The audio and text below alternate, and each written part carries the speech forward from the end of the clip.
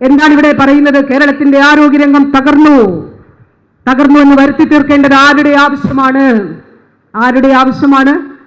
ഈ പറഞ്ഞ 3000 ഡയാലിസിസ് പേഷ്യൻസിനെ പുറത്തേക്ക് എത്തിക്കേണ്ടത് ആരുടെ ആവശ്യമാണ്? ഈ ആൻജിയോപ്ലാസ്റ്റി ജില്ലാ ആശുപത്രികളിൽ നടത്തുന്ന പേഷ്യൻസിനെ പുറത്തേക്ക് എത്തിക്കേണ്ടത് ആരുടെ ആവശ്യമാണ്? ബ്രാക്കി തെറാപ്പി ഇവിടെ സൗജന്യമായി ചെയ്യുന്ന നമ്മുടെ നിസ്സഹായരായിട്ടുള്ള മനുഷ്യരെ പുറത്തേക്ക് എത്തിക്കേണ്ടത് ആരുടെ ആവശ്യമാണ്? റോബോട്ടിക് സർജറി സൗജന്യമായി RCC നടത്തുന്ന ആളുകളെ പുറത്തേക്ക് സൗജന്യമായി എത്തിക്കേണ്ടത് ആരുടെ ആവശ്യമാണ്?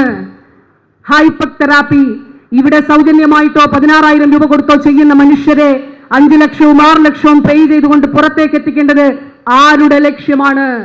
ഇത് വളരെ ക്ലിയർ ആണ്. ഈ ചോദ്യങ്ങളുടെ ഉത്തരം വളരെ വ്യക്തമാണ്. കേരളത്തിൽ ഇൻവെസ്റ്റ് ചെയ്തിരിക്കുന്ന ആഗോള സ്വകാര്യ കുത്തകകളുടെ ആവശ്യമാണ്. 1750 ചെറിയ ഹോസ്പിറ്റലുകൾ പൂട്ടി. ഇനി പൂട്ടിക്കേണ്ടത് സർക്കാർ ആശുപത്രികളാണ്. ആ സർക്കാർ ഇപ്പൊ വിളപ്പിൽ ഒരു ആശുപത്രി പൂട്ടി, ഒരു ആരോഗ്യ കേന്ദ്രം, ഒരു സാമൂഹ്യ ആരോഗ്യ കേന്ദ്രം പൂട്ടി. നമ്മൾ കണ്ടു ചാനലുകളിലൂടെ. അവിടെ CCTV ഉണ്ട്, അവിടെ ചെയറുകളുണ്ട്, അവിടെ സംവിധാനങ്ങളുണ്ട്. പക്ഷെ ഇപ്പോൾ അവിടെ രാത്രി രോഗ ചികിത്സയില്ല. 3 ആരോഗ്യ പ്രവർത്തകർ രാജിവെച്ചു പോയി.